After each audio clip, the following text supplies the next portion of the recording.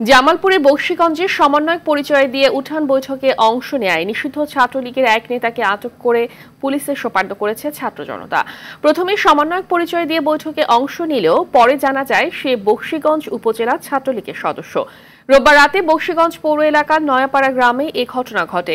পুলিশের স্থানীয়রা জানায়, মালির চরে স্থানীয় এলাকাবাসী মাদক বিরোধী উঠান বৈঠকের আয়োজন করে। সেখানে ছাত্র জনতার সঙ্গে সমন্বয়ক পরিচয় দিয়ে মাহফুজ রহমানও প্রবেশ করেন। পরে ছাত্র জনতা তাকে চিহ্নিত করে পুলিশে সোপর্দ করে। এ ঘটনায় প্রাথমিক তদন্তে নিষিদ্ধ সংগঠন ছাত্রলীগের সঙ্গে তার সম্পৃক্ততা পায় পুলিশ।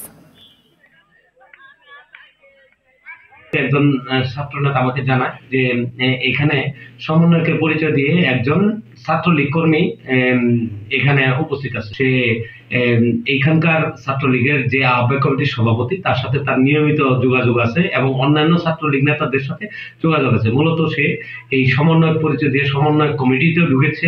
হ্যাঁ, বৈষম্য বিরোধী ছাত্র আন্দোলনের কমিটিতে ঢুকেছে। এই কমিটিতে ঢুকে সে এই সমন্বয়ক সহ বৈষম্য বিরোধী আন্দোলনের এই ছাত্রদের সমস্ত তথ্য সে ছাত্রলীগের কাছে পাচার করতেছিল।